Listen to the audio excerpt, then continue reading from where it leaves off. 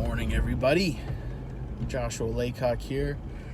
Coming up on, God, day 89, day 90. It's pretty wild. We're getting close to the end of this thing, which I have mixed feelings about. You know, some days it's just another thing that I have to do because I said I was going to do it, and that's okay. But then, you know, I enjoy it, and I like the interaction and the feedback that I get from people. So I'm going to keep this going, but maybe not every single day. I don't have to worry about the streak, but I think that there are some people out there finding value. So hopefully that's the case. And if it is, let me know. Because it's always nice to know that, you know, as I'm doing these things, sorry, the sun is just gorgeous today.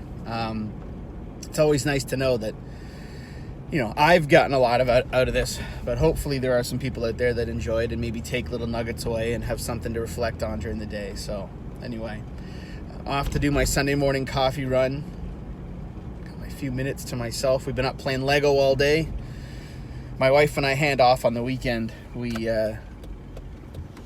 try to give one person an opportunity to catch up on a bit of sleep. So yesterday I got to sleep in and today's me. But thankfully the kids have been doing pretty well. They're, knock on wood, the 5 a.m. reveille's not been happening. They've been getting up around 7, which is pretty cool. That's cherry, either way you look at it. So anyway, I've had some interesting conversations. I feel like I've been run over by a truck. I had a really incredible day at Jits on Thursday, a really incredible day today, yesterday, and then I'm going to go again today for a bit. I'm going to train while my son trains this morning, because why not make better use of that time? And, you know, I'm sore. My neck is sore. My arms, I'm all sore. But I was chatting with a friend of mine who, a similar thing, and he was asking if I was going today, and he's like, I feel like shit, I can't wait to go. And it's so funny, this concept of this thing makes me feel like shit, I can't wait to do it. It reminds me of one of my favorite TV shows, the redone version of Battlestar Galactica. Spoiler alert, I'm a monster sci-fi geek, so there you have it. But Battlestar Galactica, the new one, it's an incredible four series or 4-year series. I recommend everyone watch it, even if you're not a sci-fi fan, just because it has some really intense discussions on life and society. So apparently I just learned that when an alarm goes off on my phone, it kills the video. Sorry, so I'm going to try to splice this together. Hopefully this will work. Anyway, I was talking about Battlestar Galactica. It's a really cool show, really awesome commentary on life and politics and religion and just everything. And you know me, I like to find life lessons and parallels in things.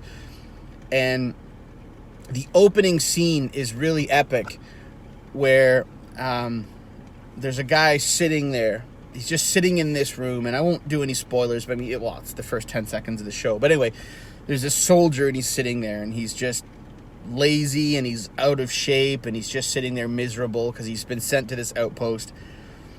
And the bad guy comes up, and they're like these synthetic life form things. Bear with me here. Anyway, and she's looking at him, and he's just sitting there, and her question is, "Are you alive?" And it's funny because he doesn't really know how to answer it. And that's a question that I ask myself a lot. Are you alive?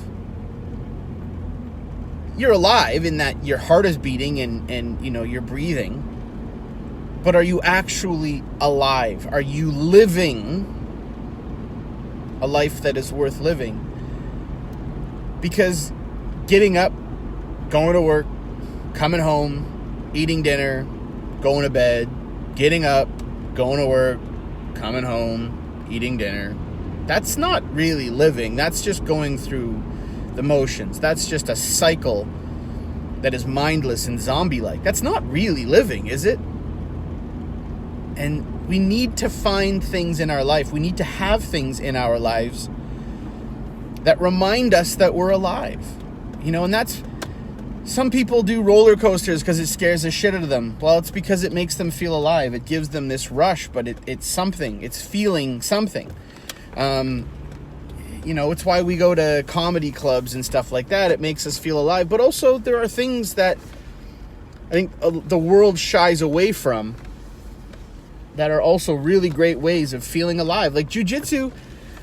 And, you know, if you guys are getting sick of hearing about jiu-jitsu when I was doing CrossFit, whatever, when I'm running Spartan races, all of these things, they hurt, they suck, but you're feeling something. Your body is reminded that it is alive and that it has a purpose and it has a point, and that there's more to life than sort of a monotonous get up, go to work, come home, eat dinner, go to bed, repeat cycle. And anyway, it's just interesting that you see all these guys and ladies that put their bodies through hell, that put their minds through hell, that that force themselves. Like cold showers is another one for me. I love them now. I crave them. I can't have a shower without having a cold shower, but there's something about it. There's something about the way that my body reacts to it, that it's another way to remind myself that I am this living, breathing being that is actively living in my environment, that I'm not just a passive player. And it doesn't have to be something very physical, although I do think that everyone should have that.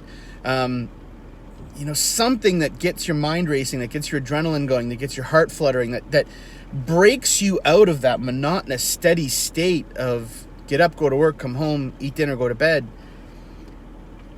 It's important that if we're going to evolve our lives, if we're going to look to level up, we have to have something that wakes us, that shakes us, that reminds us that there's a point to all of this, you know? So, pardon me, make sure that if you're bored, if you're lazy, if you're feeling like you have no energy, that's just an understimulated body. That's not how you are. It's an understimulated mind. It's your body craves these things once it gets going. And fighting through the pain, fighting through the discomfort, fighting through the challenges of waking up and getting moving and whatever, they actually become a craving. You crave those things. It is very, very addictive in a good way, I think. I mean, obviously it can be dangerous if you become obsessed with it and you absolutely destroy your body. But even then, I don't know. You know, I'm broken. Like I've got my wrist thing going on, and my neck is sore because someone choked the hell out of me yesterday. And I don't know.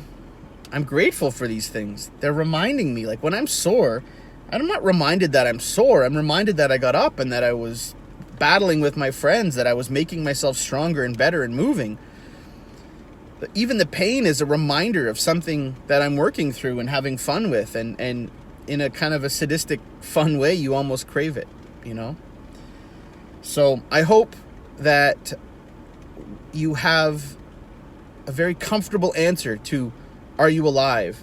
And if not, if you don't like the direction you're going in, ask yourself that question. Are you really alive? Are you really living and engaging in this life? Are you out there having conversations? Are you out there challenging your mind and your body and your spirit and your soul? Are you having courageous conversations? Are you putting yourself out there? Are you being open? That's living. Waking up, going to work, coming home, eating dinner, going to bed. That's for, I don't know, zombies or caged animals or something. So if you don't have that, I would strongly suggest you find something that reminds you that you are in fact alive, that you are in fact engaging in life, not passively observing other people living their lives. So get out there. Are you alive?